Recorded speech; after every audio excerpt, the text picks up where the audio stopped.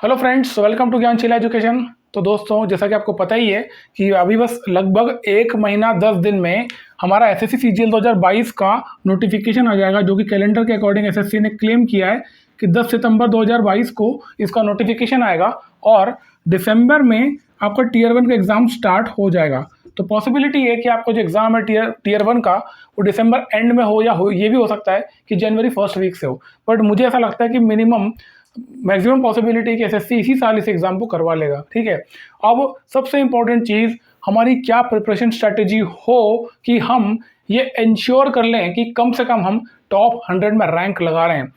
और देखो फ्रेंड्स, मैं अब जो वीडियोस अब सीरीज स्टार्ट करूंगा, मैं आपको डेली बेसिस पे जो मोटिवेशन देने वाला हूँ, मैं ये चीज़ बार बार रिपीट करने वाला हूँ कि आपका ये एम हमेशा होना चाहिए कि कैसे हम टॉप 100 में रैंक लगा रहे हैं।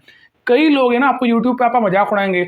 मैं जैसे कई बार बोलता था पहले कि जब आप क्वांट का कोई पेपर सॉल्व करते हो टीयर 2 का, या क्वांट के क्वेश्चन सॉल्व करते हो, तो आपको फुल मार्क्स स्कोर करना है, आपको 100 में से 100 क्वेश्चन सही सॉल्व करना है। तो इसका मजाक उड़ाया जाता था। ठीक है, आज वही लोग उस चीज़ को क्लेम कर रहे हैं कि हाँ, ये कितना इंपॉर्टेंट है और कैसे ही आपकी लाइफ के लिए गेम चेंजर हो सकता है। तो हमारा पर्पस क्या होना चाहिए, हमारा टारगेट क्या होना चाहिए? हमारा अल्टीमेट टारगेट है टॉप 100 में रैंक लगाना। ठीक है, और मैं इसलिए बोल रहा हूँ, देखो ये यूपीएससी के एग्जाम नहीं जहाँ पर डिस्क्रिप्टिव पेपर होता है कि आपको लिखना होता है और जहाँ पर अनसर्टेनिटी ज़्यादा होती है। ये एग्ज़ाम ऐसा है जिसमें ये अचीव करना प्रैक्टिकली पॉसिबल है, क्योंकि एग्ज़ाम जो हो रहा है वो ऑब्जेक्टिव एग्ज़ाम हो रहा है। आपको एक क्वेश्चन मिल रहा है, उस क्वेश्चन के 4 आंसर्स हैं। मतलब अगर आप कॉन्फिडेंस, उस लेवल का कॉन्फिडेंस लेवल डेवलप कर पा रहे हो, इस लेवल की तैयारी अगर आप कर पा रहे हो, आपकी स्ट्रेटेजी इतनी मजबूत है ना, तो आप इंश्योर कर सकते हो कि आप टॉप 100 में आ जाओ। और ये करना क्यों जरूरी है फ्रेंड्स? इसलिए जरूरी है, हो सकता है आपका सपना हो एमईए के अंदर जाना, जो मिनिस्ट्री ऑफ एक्सटर्नल अफेयर्स है, विदेश मंत्रालय में आपको ऑफिसर बनना हो, आपको जीएसटी के अंदर जाना हो सकता है आपको यूनिफॉर्म से बहुत प्यार हो, या आपको एग्जामिनर बनना हो, या अभी ईडी का बहुत माहौल चल रहा है, पूरे देश में ईडी जगह जगह छापे मार रहा है, तो कहीं ना कहीं हम पे फैसिनेटेड हो जाते हैं कि ईडी का एक हिस्सा बना जाए। बहुत ही प्रेस्टिजियस डिपार्टमेंट है। सीबीआई एक डिपार्टमेंट ऐसा है जो बहुत प्रेस्टिजियस है। हो सकता है आपका मन करता हो ये सब करने का, लेकिन एक चीज़ ध्यान रखना दोस्तों, इन डिपार्टमेंट को लेने के लिए आपको रैंक अच्छी लाना पड़ेगी। और केवल यही नहीं कि इन डिपार्टमेंट में आप नौकरी ले लो, मान लो आपको जीएसटी इंस्पेक्टर मिल भी जाता है और आप रहने वाले दिल्ली के हो या नॉर्थ इंडिया के हो और आपको साउथ इंडिया में पोस्टिंग मिल रही है, तो वो किस काम का? पॉसिबिलिटी है जो हुआ है, मतलब मेरी बैच के लोग, मेरे फ्रेंड्स हैं, कई लोग ऐसे हैं जो साउथ में इनको पहले एक्साइज इंस्पेक्टर मिला और वो छोड़ के आ गए और फिर दूसरी ज्वाइनिंग कर ली, उन्हें टीए बन गए, क्योंकि ट्रांसफ़र नहीं होता है। तो इम्पॉर्टेंट केवल ये नहीं है कि आप एक जीएसटी इंस्पेक्टर बन के बैठ जाओ खराब रैंक से। रैंक टॉप 100 में इसलिए लाना है कि हमको पोस्ट तो चाहिए ही चाहिए, हमको पोस्ट तो चाहिए ही चाहिए, हमको प्लेस ऑफ पोस्टिंग भी हमारे मनपसंद की चाहिए। हमको हमारी पोस्ट भी, वो प्लेस ऑफ पोस्टिंग भी, दोनों ही हमारी पसंद की होना चाहिए, तब उसको कहते हैं अचीवमेंट। इसीलिए उसके पीछे हमें ये चीज़ को हमेशा माइंड में रखना है कि कैसे भी करके हमको टॉप 100 में रैंक लगाना है। अब इसकी स्ट्रैटेजी क्या होना चाहिए? देखो अगर हम बात करें, 10 सितंबर को आपको नोटिफिकेशन आएगा और दिसंबर में एग्जाम है, तो यहाँ से लगभग आपके पास में 5 महीने हैं। 5 महीने में आपकी क्या प्रिपरेशन स्ट्रैटेजी होना चाहिए जो आपको यहाँ तक लेके जाएगी, जो आपको ये टारगेट अचीव करवा देगी? तो उसी पे बात करूंगा और ये बहुत ही इंपॉर्टेंट वीडियो है। 3 इंपॉर्टेंट पॉइंट मैं आपको बताने वाला हूँ। अगर आप फ्रेशर हो तो भी, और अगर आप पहले भी एग्जाम दे चुके हो, बार बार दे रहे हो और आपका नहीं निकल रहा है, तो भी आपके लिए जो ये वीडियो है ना बहुत इंपॉर्टेंट होने वाला है। तो पूरा वीडियो ध्यान से देखना, और हो सके तो जो 3 पॉइंट मैं आपको बताने वाला हूँ ना, उसको आप नोट डाउन करना, आपको ज़रूर लिखना चाहिए, क्योंकि ये बहुत क्रूशियल चीज़ है। होता क्या है ना, आप लोग वीडियोस देखते हो, मेरा वीडियो देख लिया, फिर किसी और का देख लिया, फिर कुछ और कर लिया, तो हम भूल जाते हैं। कई कई काम की बातें हमारे लाइफ में दिन भर में सामने आती है, लेकिन कई बार क्या होता है ना, स्किप कर जाते हैं हम। और स्किप करने का मतलब ये है कि हम उस चीज़ को मेंटेन नहीं कर पा रहे हैं। तो इसीलिए कोशिश करना, वो तीनों बातें जो बता रहा हूँ, वो तीनों बातों को आप नोट डाउन करना। ठीक है, एक एक करके शुरू करेंगे। सबसे इंपॉर्टेंट चीज़, सबसे पहली चीज़ है कि आपको 10 घंटा 10 घंटा पर डे, ये आपका शेड्यूल होना ही चाहिए। किसी भी कीमत पे आपको डेली बेसिस पे 10 घंटा पढ़ना ही पढ़ना है। क्यों करना है ऐसा? क्योंकि फ्रेंड्स, जो एग्जाम में 4 सब्जेक्ट पूछे जा रहे हैं, कुछ सब्जेक्ट की आपको नॉलेज होना चाहिए, उस सब्जेक्ट में आपको कमांड होना चाहिए। कमांड डेवलप करने में समय लगता है, और वो डेली आपको 10 घंटा आप दोगे कंसिस्टेंट लेवल पे, तो कहीं ना कहीं एक with the passage of time आप वो कमांड डेवलप कर पाओगे। तो सबसे इंपॉर्टेंट चीज़ जो है ना, आपका शेड्यूल, ये आप डेवलप करो। मेरा विश्वास करो, जितने बच्चे भी सिलेक्ट हुए हैं, मैं पर्सनली बहुत सारे बच्चों को से बात करता हूँ, मेरे पास फ़ोन आते हैं और मैंने देखा उनकी जर्नी को कैसे, मतलब क्या जुनून था, क्या जज़्बा था कि नहीं यार ये चाहिए। तो उसके लिए बहुत कुछ खोया। 10 घंटा पर डे का मतलब पता है क्या है? ना सैटरडे, ना संडे, ना आपका बर्थडे, ना दीपावली, ना होली, ना ईद, कुछ नहीं। ना 15 अगस्त, ना 26 जनवरी, कुछ नहीं होना चाहिए। कंसिस्टेंटली आपको डिसिप्लिन, कंसिस्टेंट रहना है और डिसिप्लिन मेंटेन करना है, सबसे इंपॉर्टेंट। ये बेसिक इंग्रेडिएंट है डिसिप्लिन। अगर आप 10 घंटा डेली नहीं पढ़ रहे हो, आपने 4 दिन 10 घंटा पढ़ लिया, 3 दिन छुट्टी मार ली, शादी में चले गए भाई की, कभी किसी के कार्यक्रम में चले गए, किसी का बर्थडे मना रहे हो, गए काम से भाई, कुछ नहीं होने वाला, बता रहा हूँ मैं। आपको खुद को सिंसियर होना पड़ेगा। अगर आपको ये आपने अगर लिखा अपने घर की दीवार के ऊपर, लिखो टॉप 100 रैंक और उसके नीचे लिखो आपकी ड्रीम पोस्ट, क्या बनना है आपको। और ड्रीम पोस्ट के साथ आप ये भी तो लिखोगे ना कि पोस्टिंग कहाँ चाहिए। आपको बनना है जीएसटी इंस्पेक्टर, आपको यूनिफॉर्म पहनने का शौक है, जीएसटी इंस्पेक्टर, रहते हो लखनऊ में, पोस्टिंग मिल रही है अंडमान में, करोगे क्या नौकरी का? और कौन पूछ रहा है आपको? आप यूनिफॉर्म पहन के अपने शहर में घूमोगे तब ना आपको लगेगा कि आपने नौकरी पाए हो। तो इसीलिए ये लिखो, इसको देखना बहुत ज़रूरी है। और ये तब अचीव होगा जब लाइफ में कंसिस्टेंसी होगी, जब डिसिप्लिन होगा, अनुशासन होगा। और वो तभी आएगा जब आप छोटी छोटी जो आपकी इच्छाएं हैं ना उनको छोड़ोगे। आप करते यही हो ना, वो दोस्त का फ़ोन आ गया, बर्थडे, चल पार्टी दे रहा हूँ, चल गोवा ले चल रहा हूँ, चल घुमाने ले चल रहा हूँ, तुम चल दिए घूम उठ के, उससे क्या हासिल होने वाला है? उसने आपको अपना खर्चा कर भी दिया ना, तो भी पता है आपने क्या दिया? अपनी सबसे बहुमूल्य चीज़ आपने दे दी उसको, आपका टाइम, जो कभी पलट के वापस नहीं आता है। इस धरती पे ना हर चीज़ कमा सकते हो, टाइम नहीं कमा सकते। टाइम एक ऐसी चीज़ है जो केवल खर्च होती है, या तो खर्च हो जाएगी या आप इन्वेस्ट करोगे अपने फ्यूचर के लिए। तो इसीलिए ये बहुत इंपॉर्टेंट है आज से ही। अगर आपने शेड्यूल नहीं बनाया है तो अभी एक शेड्यूल बना लो, अगर नहीं बना सकते हो तो कोई दिक्कत नहीं है, कल या परसों में मैं वीडियो बनाऊंगा क्या आपका एक आइडियल रूटीन होना चाहिए, कैसे अपने टाइम को आपको डिस्ट्रीब्यूट करना है, जीए में, रीजनिंग में, क्वांट में और इंग्लिश में, कैसे आपको डिस्ट्रीब्यूट करना है। क्योंकि जो क्वांट और इंग्लिश है ना आपका टीयर 2 में भी आता है, तो वहाँ आपको उसकी हेल्प मिलती है। तो कैसा शेड्यूल होना चाहिए वो मैं हुआ तो कल या परसों में वीडियो बना दूंगा। बट अभी हाल फिलहाल आप एक अपना खुद का भी बनाओ, अपने अकॉर्डिंग बनाओ, क्योंकि आप कब उठते हो सुबह वो इंपॉर्टेंट है।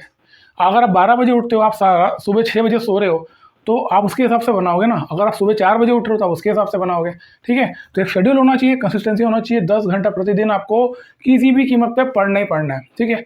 और ऐसा नहीं कि वीडियो के बाद मैं वीडियो नहीं बनाऊंगा, अब मैं डेली वीडियो बनाऊंगा और आपको बताऊंगा क्या क्या छोटी छोटी चीज़ें, वो छोटे छोटे काम जो आपको डेली बेसिस पे करना होता है, जिनका आपको ध्यान रखना होता है। वो छोटी छोटी चीज़ें जो आपको सिलेक्शन के करीब ले जा सकती है और आपके टारगेट के करीब ले जा सकती है, ठीक है। तो ये चीज़ सबसे इंपॉर्टेंट पहली प्रायोरिटी है। इसके बाद सेकंड सबसे इंपॉर्टेंट चीज़, इसके बाद क्या होता है, ये तो पहला हो गया आपका डिसिप्लिन। इसके बाद टॉपर्स एटीट्यूड। अब ये बहुत इंपॉर्टेंट चीज़ है। अगर आप सच में यहाँ पे आना चाहते हो, मतलब आपकी सिंगल डिजिट में, डबल डिजिट्स में रैंक लगाना चाह रहे हो, तो वैसा एटीट्यूड भी आपका होना चाहिए।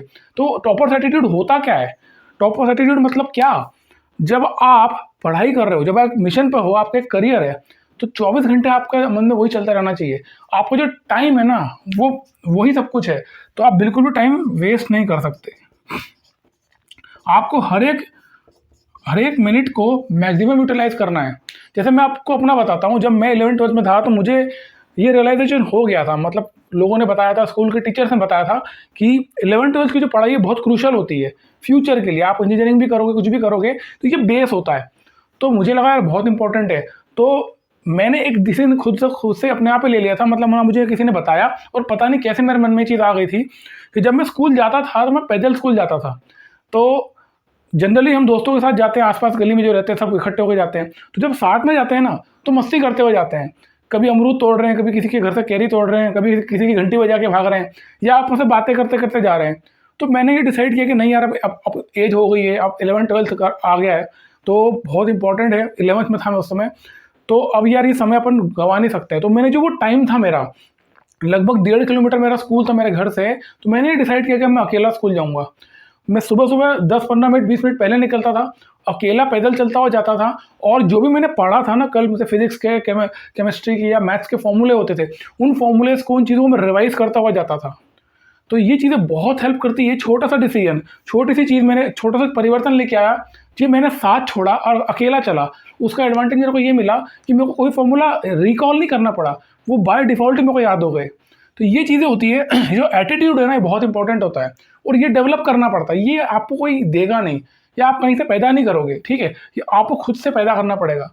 आप कितनी भी कोचिंग कर लेना, कितने भी कोर्स कर लेना, कोई मतलब नहीं है। कुछ काम सच में ऐसे हैं कि आपको टॉपर बनाएगा तो वो आप खुद डेवलप करोगे, और वही मैं आपके लिए हेल्प करूँगा, वही मैं आपको बताऊँगा वो क्या क्या सेल्फ स्टडी की टेक्निक्स होती है जो आपको डेवलप करना है इस प्रिपरेशन के दौरान, ठीक है। तो ये बहुत ज़रूरी है कि आपको टाइम बिल्कुल वेस्ट नहीं करना चाहिए, आपको मैक्सिमम यूटिलाइज करना है टाइम को, जो 24 घंटे आपके पास में है। तो ऐसा कुछ करो कि जो नींद आप ले रहे हो ना और सपने जो आपको आ रहे हैं उसमें पढ़ाई से संबंधित कुछ ना कुछ आए डेली, तब आएगा मज़ा पढ़ने का और तब आपको अचीव करने को मिलेगा, ठीक है। तो बहुत ज़रूरी है, टाइम वेस्ट मत करो। और सबसे इंपॉर्टेंट चीज़ है कि आप रिवीजन में फोकस करना। देखो, एक सबसे बड़ा जो मिथ है ना बच्चों में कि भाई जो रिवीजन होता है, रिवीजन तो पूरी प्रिपरेशन कर लें उसके बाद करना है, मतलब कि हमने पूरा कोर्स कंप्लीट कर लेंगे, उसके बाद एग्ज़ाम जब आएगी, एग्ज़ाम एंड मोमेंट पे तब करेंगे, 1 महीना पहले या 15 दिन पहले। सबसे बड़ा ब्लंडर है ये। रिवीजन पैरेलल चलता है, एक इंटीग्रेटेड प्रोसेस है। जैसे जैसे आप पढ़ते जा रहे हो ना, उस पर्टिकुलर नॉलेज को आपको परमानेंट मेमोरी में डालना है, अगर उसको बाय डिफ़ॉल्ट आपको बनाना है तो उसके लिए रिवीजन रेगुलर बेसिस पे स्टार्टिंग से ही करना होता है। ये गलती कभी नहीं करना कि रिवीजन बहुत एंड में करेंगे, अभी सब पढ़ कर रख लेंगे, ऐसा नहीं होता है। क्योंकि आप इतना सारा पढ़ोगे ना और एंड मोमेंट पे जाओगे तो बहुत सारी चीज़ें आप भूल जाओगे। 1 महीना, 2 महीना, 3 महीने बाद, 4 महीने बाद जब आप पढ़ते हो ना कोई चीज़, तो आपको याद ही नहीं आता मैंने पढ़ भी रखा था क्या। तो रिवीजन बहुत इंपॉर्टेंट होता है, तो इसको भी आपको अपने शेड्यूल का हिस्सा बनाना चाहिए किसी भी कीमत पे, ठीक है। ये सेकेंड इंपॉर्टेंट चीज़ है। और तीसरी सबसे इंपॉर्टेंट चीज़, ये जो चीज़ मैं बताने वाला हूँ ना, ये वो बच्चे जो कि पहली बार दे रहे हैं, सिलेक्शन लेना चाहते हैं, उनके काम तो आएगा ही। जिनका 3-4 साल, 5 साल तक नहीं हो पा रहा है ना, उनको भी बहुत हेल्प करने वाला है। और वो है आपका क्लियर द बेसिक्स। सबसे इंपॉर्टेंट चीज़, अब आप खुद मुझे कॉमन सेंस से सोच के बताओ कि अगर आपको 15 मंजिल बिल्डिंग खड़ी करनी है तो क्या आप कमज़ोर फाउंडेशन पे उसको खड़ा कर सकते हो? आपका पर्पस क्या होगा, क्या होना चाहिए? अगर 15 मंजिल बिल्डिंग है ना, तो जो फाउंडेशन, आप ये पूरी कोशिश करोगे, आप ये पूरा इंश्योर करोगे कि जो फाउंडेशन है वो कम से कम 20 मंजिल का लोड ले ले या 25 मंजिल का लोड ले ले। ये हम हमेशा इंश्योर करते हैं। क्यों करते हैं? क्योंकि हमको पता है कि जितनी हमारी लिमिट है ना उसके ऊपर हम जा सकते हैं। तो कितना इंपॉर्टेंट है बेसिक्स को क्लियर करना। मैं कितने समय से देखता हूँ कई बच्चे ऐसे होते हैं, मेरे पास कई सारे मैसेजेस आते हैं कि सर हम 4 साल से एग्जाम दे रहे हैं, हमारा क्लियर ही नहीं हो रहा है। तो अब आपको समझना पड़ेगा क्लियर क्यों नहीं हो रहा है। आपका क्लियर इसलिए नहीं हो रहा है क्योंकि आपके नंबर नहीं आ रहे, है ना। अब जब आप अटेम्प्ट करते हो पेपर को या मॉक लगा दो, चाहे एग्जाम दे दो, आपके नंबर नहीं आ रहे, तो नंबर नहीं आ रहे उसका कारण क्या है?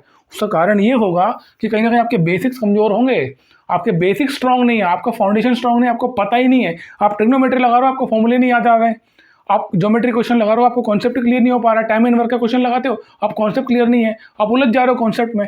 क्वेश्चन सामने आ रहा है, क्वेश्चन तो समझ के पढ़ने में नहीं आ रहा है, पढ़ के समझ में नहीं आ रहा है। ये प्रॉब्लम तक होती है बच्चों, मैंने देखा है। कई बच्चे ऐसे हैं मतलब कि क्वेश्चन पढ़ के समझ तक नहीं पा रहे, यह हालत है। बताओ, 4 साल से तैयारी कर रहे हो यार, 4 साल थोड़ी लगते हैं, कोई क्वेश्चन समझ तक नहीं पा रहे हो, इसका मतलब क्या? बेसिक कमजोर है, ठीक है। तो ये बेसिक्स बहुत इंपॉर्टेंट होता है। अगर आपने बेसिक एक बार स्ट्रॉन्ग कर लिया ना, फिर बहुत चीज़ें आसान हो जाती है। और कई बच्चे ऐसे होंगे, चलो ठीक है, बोल रहे हैं हमने पूरा सिलेबस कंप्लीट कर लिया, फिर भी हमारा सिलेक्शन नहीं हो रहा है। तो क्या रीज़न है? नंबर नहीं आ रहे। नंबर क्यों नहीं आ रहे? अगर बेसिक कमजोर है तो फिर उसके बाद सेकेंड चीज़ आती है कि आप क्वेश्चन गलत कर दे रहे हो, आपका जो एक्यूरेसी लेवल है वो बहुत कम है। मतलब ये कि आप क्वेश्चन पढ़ रहे हो तो पढ़ करके आप समझ कुछ और रहे हो, या फिर आप कैलकुलेशन मिस्टेक कर दे रहे हो, या आप कहीं ना कहीं एक्यूरेसी पे फोकस नहीं कर पा रहे हो।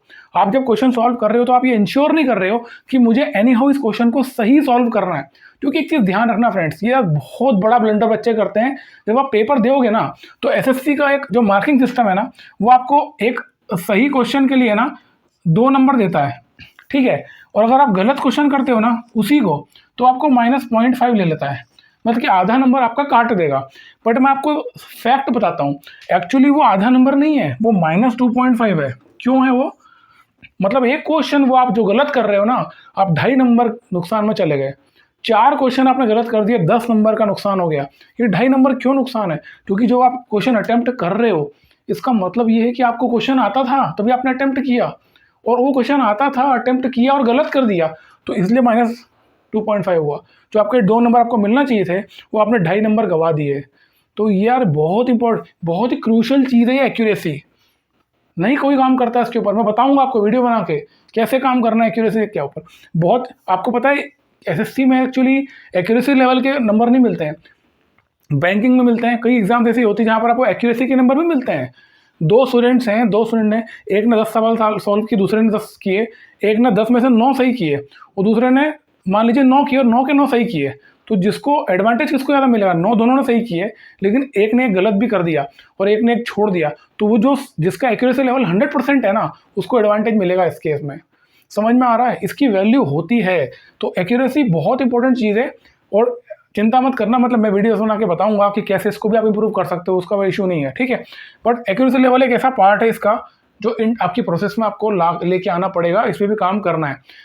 इसके अलावा कई बच्चे ऐसे होते हैं कि चलो सर हम ये भी कर सकते हैं, और जनरली होते हैं कई स्टूडेंट्स ऐसे हैं जो मैं देखता हूँ कि अगर 2 घंटे का पेपर है और वो नहीं समय पे सॉल्व कर पा रहे हैं, उनको 4 घंटे दोगे ना तो ऊपर पेपर सॉल्व कर देंगे। तो मतलब उनकी एक्यूरेसी की प्रॉब्लम नहीं है, उनकी प्रॉब्लम है स्पीड की। तो आपको स्पीड पे भी काम करना पड़ेगा। ऐसा क्यों? क्योंकि जो क्वेश्चन पेपर है ना उसकी लिमिटेड टाइम है। भाई आपको 1 घंटे में 100 क्वेश्चन सॉल्व करना है, 4 टॉपिक्स आ रहे हैं, क्वांट, इंग्लिश, रीजनिंग, जीए, तो वो आपको 1 घंटे में ही करना है। आपको 2 घंटे नहीं मिलेंगे, 1.5 घंटा नहीं मिलेगा, ठीक है। तो इसका मतलब क्या है कि ये फैक्टर भी इंपॉर्टेंट है, इस पर काम करना इंपॉर्टेंट है। और ये इतना क्रूशल है कि अगर इस पर आप काम नहीं करोगे, एग्जाम में आपका पेपर टाइम पर नहीं हो रहा है ना, तो वो प्रेशर बिल्ड करता है, वो आपको अनचाहा कहीं ना कहीं एक फ्रस्ट्रेशन में ले जाएगा, जिससे कि आपके चांसेस बनेंगे कि आप और क्वेश्चन गलत कर दो या कोई गलती कर बैठो। और ये होता है, मैं आपको कई बार कहता हूँ फ्रेंड्स, केवल ऐसा नहीं कि यार आप सब्जेक्ट पढ़ लिया, मैंने ये कोचिंग कर ली, मैंने सारी किताबें ख़त्म कर ली और मैं तैयार होकर बैठ गया, बस अब मैं दे दूंगा, नहीं। ये बहुत बड़ा फैक्टर, इस पर काम करना पड़ता है। आप विद इन टाइम पेपर खत्म करो, वो भी तो रिक्वायरमेंट है एग्जाम की। एग्जाम आपका 1 घंटे का है, आपका 55 मिनट में पेपर हो जाना चाहिए। ये एबिलिटी डेवलप करना पड़ेगी ना, क्योंकि अगर ऐसा नहीं करोगे, मान लो आपने अच्छी तैयारी कर ली है, आपने पेपर दिया और आपको पेपर करते करते पता चला कि आप बहुत स्लो चल रहे हो, ठीक है, मान लो आधा घंटा निकल गया और आपके 20 क्वेश्चन ही हुए, अब अगले आधे घंटे में आपको 80 क्वेश्चन सॉल्व करना है। अब क्या होगा पता है? आपके प्रेशर डेवलप होगा, आप फ्रस्ट्रेशन में आ जाओगे। क्यों? क्योंकि आपको पेपर बिगड़ता हुआ दिखेगा, और जैसे ही ऐसा होगा ना, आपकी गलती करने के चांसेस बढ़ जाएंगे। संभावना होगी क्वेश्चन आप पढ़ोगे कुछ, सॉल्व कुछ करोगे, अटेम्प्ट लगाओगे कुछ, आओगे, ये होता है। तो इस फैक्टर पे भी काम करना बहुत जरूरी होता है, ठीक है। ये बहुत कम बच्चे इस पे काम अलग से करते हैं। यार मैं ये कहता हूँ कि सब्जेक्ट की तैयारी अलग चीज़ होती है, लेकिन कुछ फैक्टर्स ऐसे हैं, छोटे छोटे हैं, जो जिस पर आपको काम करना पड़ेगा अलग से। अगर आपका टारगेट अगर ये है, कोई पोस्ट अगर आपका टारगेट है और प्लेस ऑफ पोस्टिंग भी आपको चाहिए ना, टॉप 100 में रैंक लगानी ही पड़ेगी फ्रेंड्स, कोई तरीका नहीं है। और टॉप 100 में रैंक लगाने का तरीका यही है कि आपको इन 3 चीज़ों पर काम करना है अलग अलग, ठीक है। तो सबसे पहला काम क्या करोगे आप? यार किसी भी कीमत पे 10 घंटे डिसाइड कर लो, दिन का ये आज 1 तारीख है, 10 घंटे तय कर लो कि कब से कब तक आपको क्या पढ़ना है, कैसे पढ़ना है, शेड्यूल अपना बना लो आराम से, ठीक है। और दूसरी बात, आपको ये चीज़ें डेवलप करना पड़ेगी कैसे आप मैक्सिमम यूज़ कर रहे हो अपने टाइम को। अगर आपको टॉपर बनना है तो आपको एटीट्यूड भी वैसा डेवलप करना पड़ेगा ना। अरे आपको अच्छा क्रिकेटर बनना है, आपको सचिन तेंदुलकर बनना है क्रिकेट में, गॉड ऑफ क्रिकेट, तो आप क्या करोगे? आपको वैसा एटीट्यूड डेवलप करना पड़ेगा ना। तो उतना पेन झेलने की एबिलिटी, उतनी कंसिस्टेंसी है, उतना आपके अंदर जो भी आपके अंदर जो एबिलिटी डेवलप करना आपको चाहिए, वो सब करना पड़ेगी, ठीक है। तो ये भी करना पड़ेगा, और ये तो आपके लिए बेसिक है ही। बेसिक्स बहुत इंपॉर्टेंट है किसी भी सब्जेक्ट में, किसी भी टॉपिक में। जब तक बेस स्ट्रांग नहीं होगा, आप क्वेश्चन सॉल्व नहीं कर पाओगे, ठीक है। तो उम्मीद करता हूँ बात समझ में आई होगी, और अब रेगुलर रहेंगे वीडियोस। कोशिश करूंगा जितनी चीज़ें हैं, ऐसी चीज़ें जो भी सेल्फ स्टडी संबंधित है, क्योंकि बहुत इंपॉर्टेंट चीज़ है जिस पे कोई काम करता नहीं। क्योंकि जनरली क्या होता है ना, लोगों का फोकस कोर्स बेचने पे होता है, तो वो आपको ऐसी चीज़ें बताएंगे ना स्ट्रैटेजी में, जिसको अंत में वो कोर्स पे लेके जाएं। तो होता क्या है ना, हम इसलिए डिस्ट्रैक्ट हो जाते हैं, हम समझ ही नहीं पाते ना, वो आपको एक्चुअल चीज़ बता पाते हैं। क्योंकि भाई कोई प्रोफेशनली कोई कोचिंग चला रहा है या कोई कोर्स बेचने के लिए आपको वीडियो बना रहा है, तो डेफिनेटली उसका जो पूरा कंटेंट होगा वो ओरिएंटेड ही ऐसा होगा कि आपको कोर्स की तरफ लेके जाएगा।